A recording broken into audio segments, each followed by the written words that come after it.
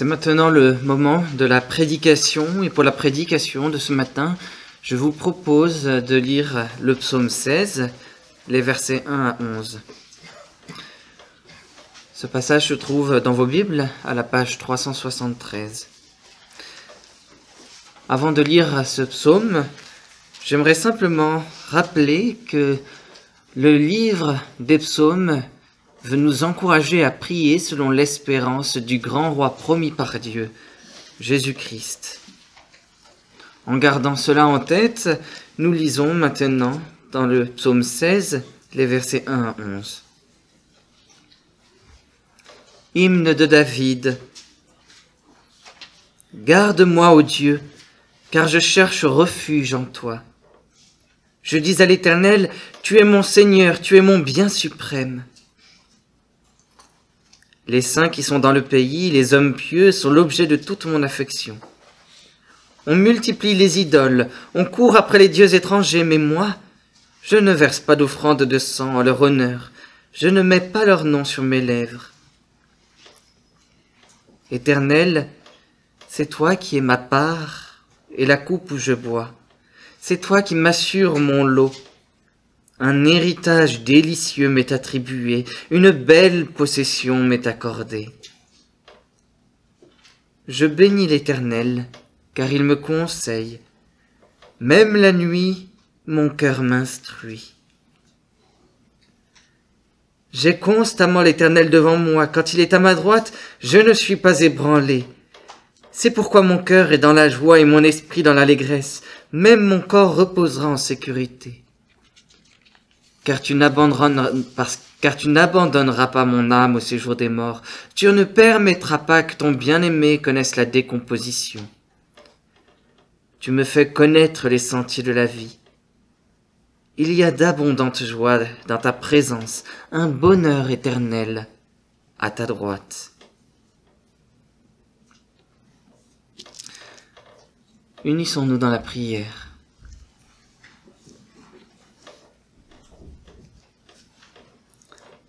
Seigneur notre Dieu, Père céleste, nous te remercions de nous avoir rassemblés ce matin pour écouter ta parole. Nous croyons que ta parole, la Bible, est la vérité. C'est pourquoi nous te demandons d'ouvrir nos oreilles et d'attendrir nos cœurs à cette parole. Rends-nous sensibles à ta grâce et à la bonne nouvelle. Sanctifie-nous par la vérité. Nous te prions en Jésus-Christ. Amen.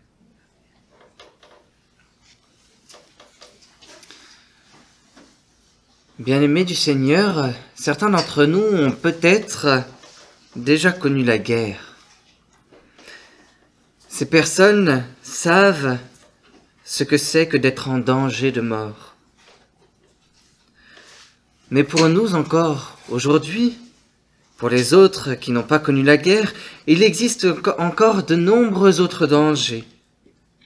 Le danger de perdre son emploi, le danger de se faire pirater son compte bancaire, le danger de perdre ses économies, le danger de tomber malade. Dans ces situations dangereuses, comment nous nous sentons généralement?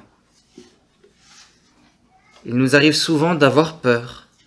Et il peut aussi nous arriver de nous sentir tristes, découragés, peut-être même désespérés, ou en colère. Nous nous enfonçons dans de sombres émotions et toute notre joie de vivre peut parfois sembler s'être envolée. Pourtant, cette joie est tellement belle, tellement motivante pour profiter de la vie que le Seigneur nous donne. Alors, dans le danger, comment garder la joie? Dans le psaume 16, David nous apprend que nous pouvons garder la joie en faisant de l'Éternel nos délices et notre joie.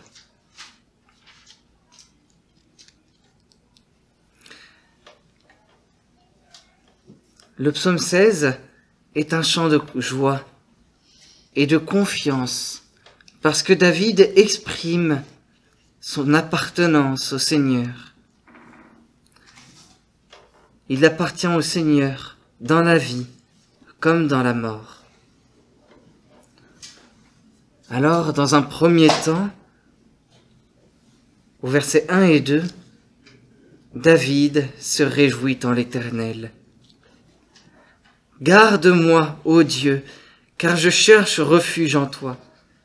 Je dis à l'Éternel, tu es mon Seigneur, tu es mon bien suprême. » David vit une situation de danger, de grand danger, et nous le découvrons très vite, dès le début du psaume, dès les premiers mots. « Garde-moi, ô Dieu, car je cherche refuge en toi. » Plus loin dans le psaume, il est fait mention de la mort, ce qui nous fait comprendre que David est en danger de mort. C'est sa vie tout entière qui est menacée. Alors on ne sait pas exactement à quel moment de la vie de David ce psaume fait référence. Certains commentateurs, en s'appuyant sur quelques indices du texte, ont pensé que David était en train de fuir le roi Saül, mais rien ne permet de l'assurer. La seule chose que nous pouvons assurer avec une grande certitude, c'est que David est en danger de mort. Que fait David dans cette situation de danger? David s'adresse à Dieu, David crie à Dieu. « Garde-moi, ô Dieu, car je cherche refuge en toi. » Il lui exprime toute sa détresse et toute sa peur. Mais aussitôt, sa joie, sa peur se transforme en joie. Je dis à l'Éternel, tu es mon Seigneur, tu es mon bien suprême. Littéralement, tu es mon bonheur suprême. Pour David, dans sa vie, comme dans la mort, dans les doux moments comme dans les moments de détresse, l'Éternel reste ce qu'il a de plus précieux, reste son plus grand bonheur. Pourquoi? Parce que l'Éternel est le Dieu de l'alliance, et le Dieu qui lui a promis de rester jour après jour à ses côtés. Le Dieu qui lui a promis de le protéger, d'être son fidèle rocher, d'être sa forteresse imprenable. L'Éternel, le Dieu de l'Alliance, est le bien suprême, le bonheur suprême de David, et David se réjouit en lui. À propos de ce passage, saint Augustin dit « Le bonheur, c'est Dieu. Dieu est notre bien suprême. Dieu comble toutes les aspirations humaines. Malheur à l'âme audacieuse qui, en s'éloignant de toi, mon Dieu, espère trouver quelque chose de meilleur que toi. Elle a beau se tourner et se retourner de tous les côtés, elle ne trouve partout que des inquiétudes et des déplaisirs. Car toi seul est son repos. Tout notre bonheur consiste à être attaché à toi. Tout notre bonheur consiste à être attaché à toi. Autrement dit, tout notre bonheur devrait consister à appartenir au Seigneur.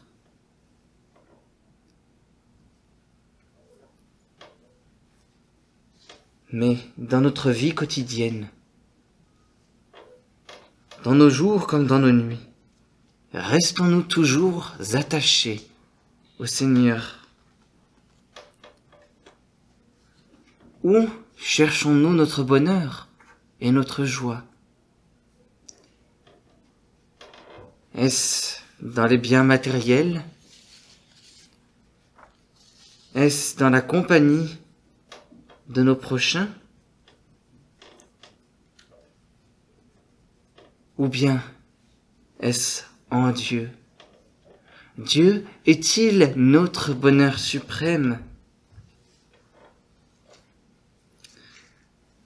nous devrions faire de Dieu, de l'Éternel, notre bonheur suprême, comme Jésus a lui-même fait du Seigneur son bien suprême. Jésus est le descendant royal de David. À travers David, dans ce psaume, c'est déjà Jésus qui parle. Et il est certain que Jésus a déjà prononcé ces paroles durant sa vie terrestre. Durant sa vie terrestre, Jésus a aussi montré par ses actions qu'il ne trouvait pas de bonheur en dehors de Dieu.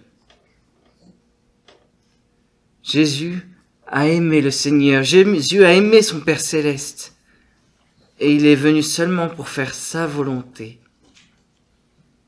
Faire la volonté du Seigneur, cela signifiait pour lui passer par d'horribles douleurs et de grandes souffrances.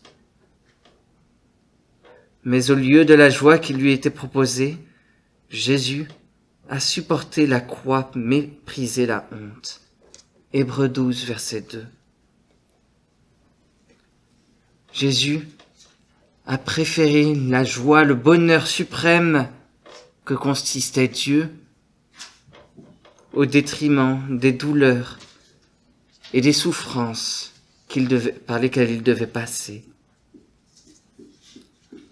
Comme lui, nous devrions nous réjouir en l'Éternel. Comme David, nous devrions chercher notre joie, notre bonheur suprême dans le Dieu de l'Alliance.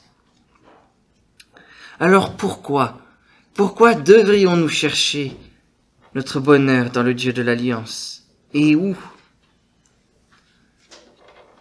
Le psaume 16 nous donne 4 indices. David se réjouit du peuple de l'Éternel. David se réjouit de l'héritage de l'Éternel. David se réjouit des conseils de l'Éternel. Et enfin, David se réjouit de la protection de l'Éternel. Alors, dans un deuxième temps, David se réjouit du peuple de l'Éternel. Ce sont les versets 3 et 4. Les saints qui sont dans le pays, les hommes pieux sont l'objet de toute mon affection. On multiplie les idoles, on court après des dieux étrangers. Mais moi, je ne verse pas d'offrande de sang en leur honneur, je ne mets pas leur nom sur mes lèvres. Oui, David se réjouit du peuple de l'Éternel. Il se réjouit parce que l'Éternel a appelé un peuple et que ce peuple lui appartient. David se réjouit du peuple de l'Éternel et il aime ce peuple. Il aime tout particulièrement ceux qui sont saints, ceux qui cherchent Dieu de tout leur cœur, de toute leur âme et de toute leur force. Il aime ceux qui cherchent à obéir au Dieu de l'Alliance. Il aime ces hommes et il les considère même comme étant nobles devant Dieu, comme étant des princes devant Dieu. Il les aime avec beaucoup de tendresse. Probablement qu'il les aime aussi parce que leur comportement l'encourage dans sa détresse face au danger. Leur fidélité l'encourage à rester fidèle à Dieu. Leur obéissance l'encourage à continuer d'obéir à Dieu dans ce danger face à la mort. Mais dans ce peuple, il doit bien reconnaître que certains également désobéissent au Dieu de l'Alliance. Certains se détournent de l'Éternel pour se tourner vers les idoles. Ils courent même vers les idoles, ils se précipitent vers les dieux étrangers. Mais David, dans le danger, ne veut pas se confier en quelqu'un d'autre que le Dieu de l'Alliance. Il ne veut pas faire d'offrande de sang en l'honneur de ces dieux étrangers, mais faire l'offrande de sa vie au Seigneur. C'est le nom du Seigneur qu'il souhaite proclamer, parce qu'il aime le nom du Seigneur.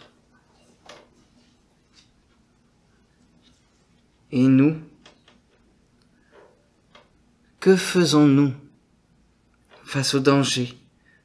Mettons-nous vraiment le nom du Seigneur sur nos lèvres? L'implorons-nous vraiment dans la détresse? Comment nous comportons-nous vis-à-vis du peuple de Dieu et dans le peuple de Dieu? Le Seigneur nous donne le peuple de Dieu, son peuple, comme une grande bénédiction. Il nous encourage à travers la vie sainte et pieuse de nos frères et sœurs dans la foi. C'est aussi à travers eux qu'il nous maintient dans la détresse et dans le danger.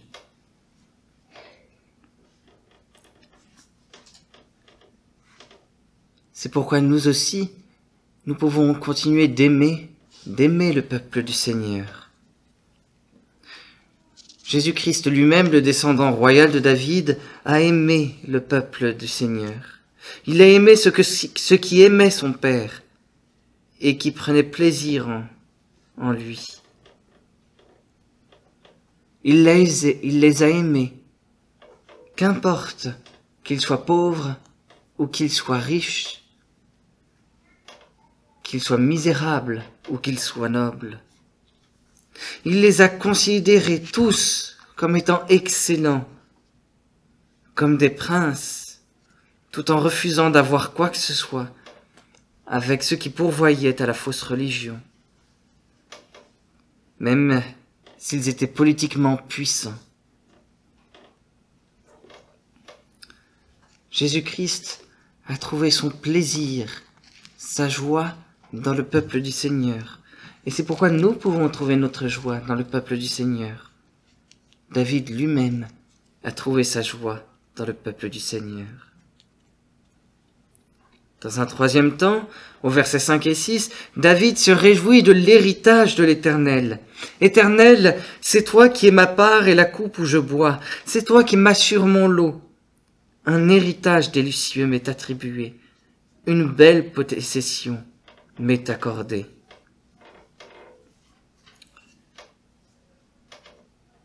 David s'est réjoui parce que l'Éternel est sa part. Dans l'Ancien Testament, il est parlé quelquefois de part, et le plus souvent, c'est concernant la distribution des terrains dans la terre promise. Au temps de Josué, toutes les familles ont reçu une part de terrain. Et cette part de terrain était l'assurance pour ces familles d'appartenir pour toujours au royaume de Dieu. Ce terrain pouvait bien être vendu pour un certain temps, mais à l'année du jubilé, il était toujours rendu à sa famille d'origine. Cette famille avait vraiment l'assurance d'appartenir au royaume de Dieu. La seule famille qui n'avait pas vraiment de terre, c'était la famille des Lévites. Leur héritage ne consistait pas en des terres, mais dans le fait de servir le Seigneur. Le Seigneur lui-même était leur part. David n'est pas un descendant des Lévites. Lui a certainement reçu une belle terre, une terre bonne avec sa famille, une terre qu'il aimait. Mais dans la détresse, dans sa situation de danger, ce qui compte le plus pour lui, c'est la part de l'Éternel. C'est que l'Éternel lui-même soit sa part. Ce qui compte pour David dans le danger, c'est de servir l'Éternel. Mais l'Éternel n'est pas seulement sa part, son service, l'Éternel est aussi sa coupe. La coupe est une image très symbolique dans la Bible, dans l'Ancien Testament comme dans le Nouveau. Elle peut désigner beaucoup de choses. D'une part, un avenir béni, un avenir rempli de richesse, d'amour, de tendresse, un avenir salutaire. Mais la coupe peut aussi, d'autre part, qualifier un avenir beaucoup plus difficile, un avenir qui passe par la souffrance, parfois même par la mort. S'il fallait lier ces deux interprétations ensemble, on verrait que le point commun, c'est que la coupe désigne l'avenir. Si l'Éternel est la coupe où David boit, si l'Éternel est la coupe de David, alors cela signifie que David est convaincu que l'Éternel est son avenir. Il sait que quoi qu'il se passe dans son avenir, dans la vie comme dans la mort, l'Éternel sera toujours là. L'Éternel n'est pas seulement la source de sa vie, il en est aussi le but.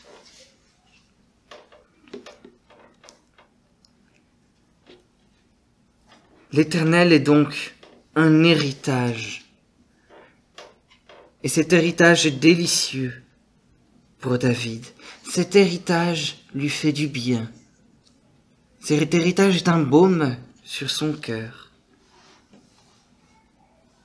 Le fait de le servir jour après jour, le fait d'avoir l'assurance que Dieu restera toujours avec lui. David se réjouit de cet héritage. Il trouve qu'il n'y a rien de plus précieux que cet héritage. Et nous, quel héritage attendons-nous? Attendons-nous davantage l'héritage matériel de nos parents? Attendons-nous l'héritage immatériel,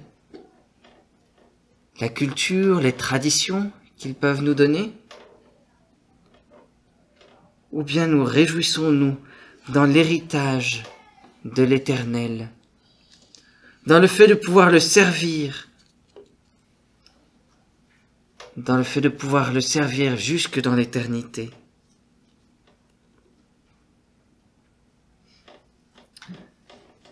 Cet héritage, nous devrions le tenir, même dans la mort. Jésus-Christ, le descendant royal de David, a reçu cet héritage. Il a servi le Seigneur pendant toute sa vie. Jésus-Christ a aussi bu la coupe de l'Éternel. Cette coupe passait par d'énormes souffrances, des tortures atroces, jusqu'à la mort. Jésus-Christ a supporté tout cela avec l'assurance que son Père céleste était avec lui.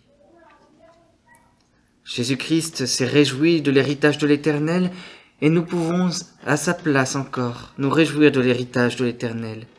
David se réjouit de l'héritage de l'Éternel.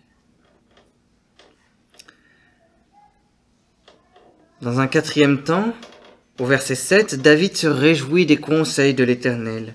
« Je bénis l'Éternel car il me conseille, même la nuit mon cœur m'instruit. » Oui, David se réjouit des conseils de l'Éternel et il bénit l'Éternel pour ses conseils.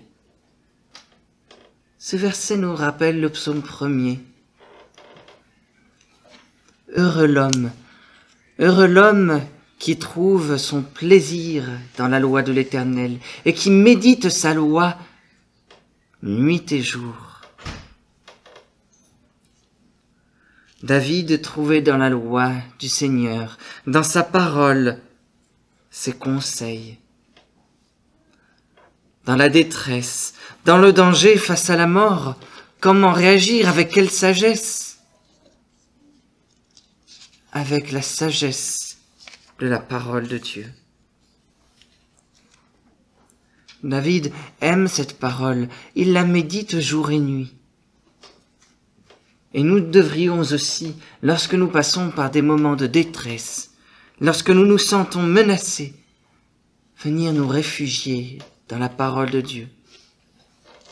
Parce que l'Éternel vient nous encourager dans cette parole. Il nous rappelle sa bonté, son amour et ses promesses pour nous. Promesses de délivrance et de salut.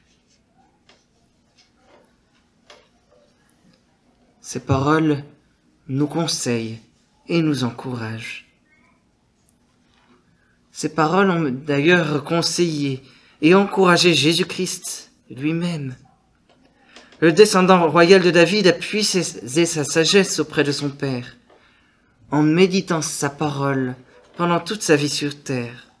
Il l'avait déjà manifesté dès l'âge de 12 ans, comme on le voit dans l'Évangile selon Luc. On sait par ailleurs qu'il citait souvent les Saintes Écritures durant son ministère.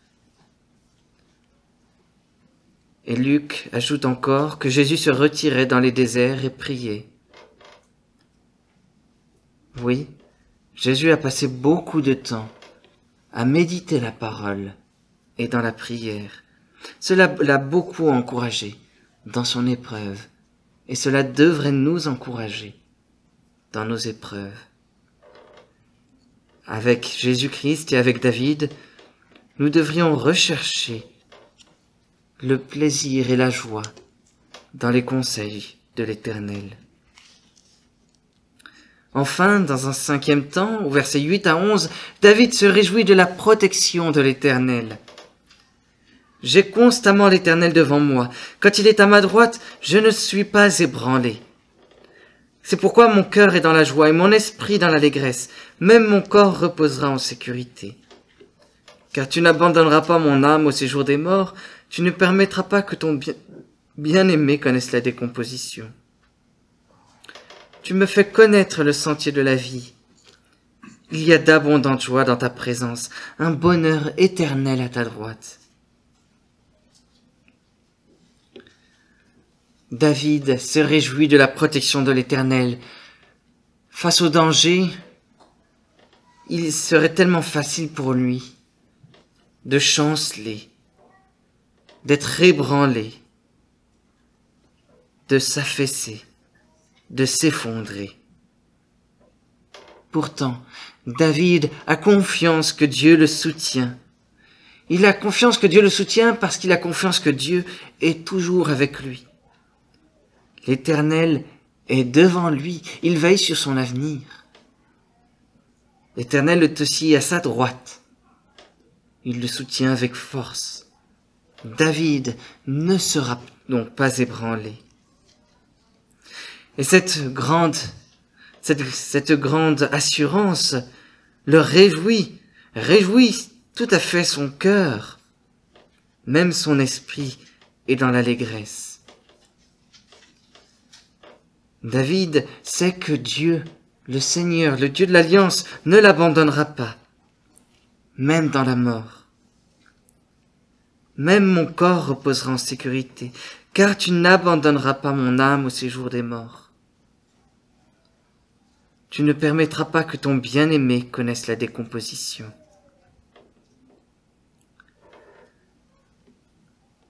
Oui, à la mort, David savait qu'il allait finir par perdre son corps, mais il savait que dans le séjour des morts, Dieu ne l'abandonnerait pas. Il savait que Dieu serait encore spirituellement avec lui, avec son âme, avec son esprit. Mais il savait aussi que Dieu continuerait de le soutenir et de le réjouir.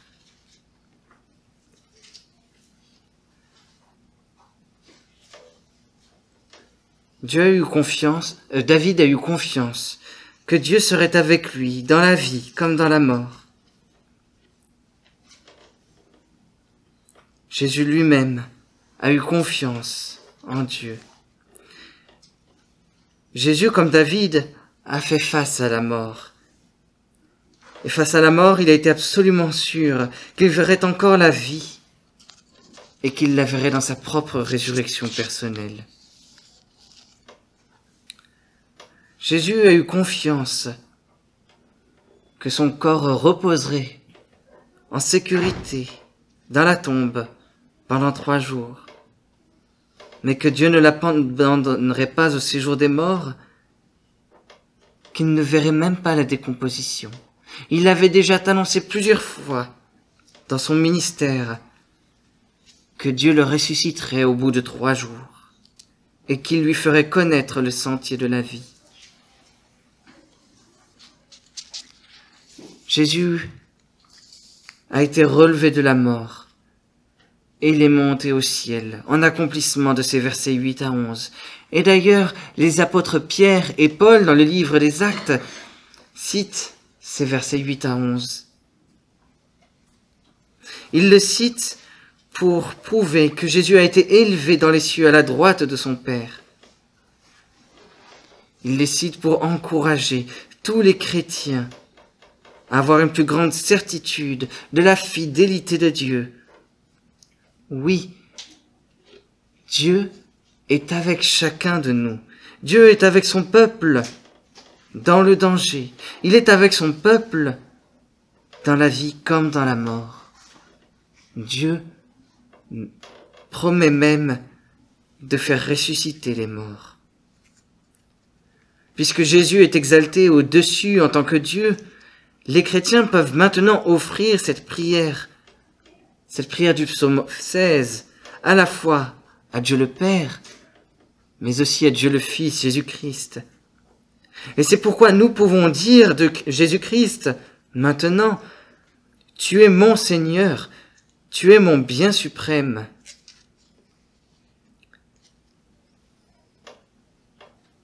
L'apôtre Paul lui-même enrichissait ce verset dans sa lettre aux Philippiens. « Je considère même tout comme une perte à cause du bien suprême qu'est la connaissance de Jésus-Christ mon Seigneur.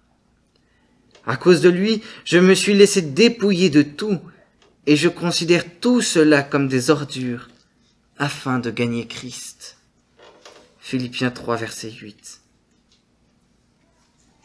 Parce que Jésus-Christ est maintenant au ciel, Jésus-Christ est notre partage, c'est lui que nous servons. C'est lui notre héritage. Christ est aussi notre coupe. Il est notre avenir absolu. Enfin, c'est à travers le Christ que le Père nous assure notre lot et qu'il garantit notre protection face au danger. Même s'il nous fallait un jour mourir, ce serait pour notre prochaine résurrection.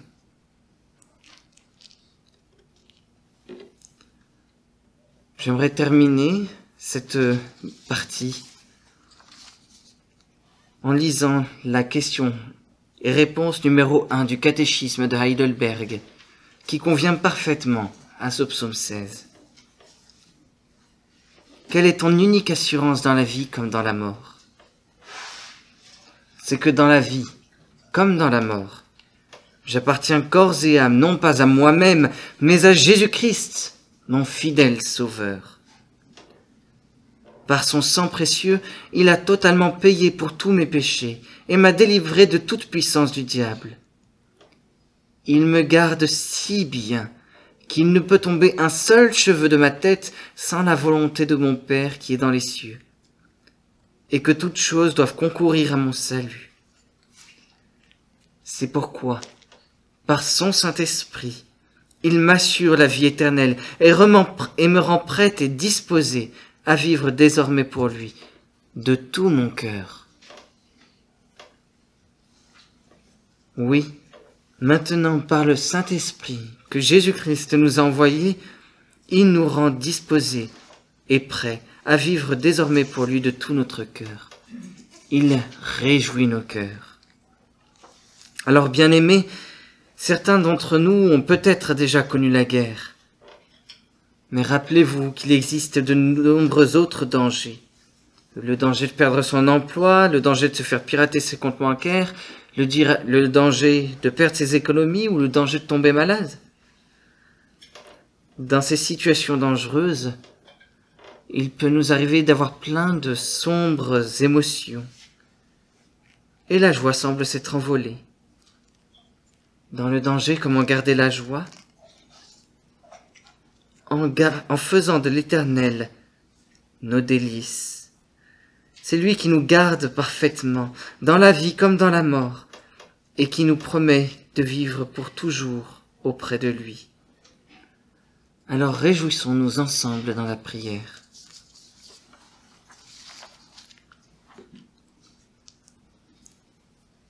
Seigneur notre Dieu, nous te remercions d'avoir inspiré David. Merci d'avoir parlé à travers lui. Dans cette situation de menace et de danger qu'il traversait, David t'a exprimé sa peur, mais il a aussi et surtout trouvé toute sa joie en toi. Seigneur notre Dieu, nous te demandons de faire de toi notre bonheur suprême. Nous te demandons de nous réjouir par ton peuple. Nous te demandons de nous réjouir par ton héritage. Nous te demandons de nous réjouir par tes conseils qui se trouvent dans ta parole, la Bible. Et nous te demandons de nous réjouir de ta protection. Merci pour Jésus-Christ, qui est notre bien suprême. Merci parce que c'est en lui que nous avons l'exemple d'une obéissance absolue. Merci parce que c'est en lui que nous recevons ton héritage. Merci parce que c'est lui qui nous parle dans sa parole. Merci parce que c'est lui qui garantit notre protection dans la vie comme dans la mort. Nous te louons, Seigneur notre Dieu, de ce que tu prennes si soin de nous. Amen.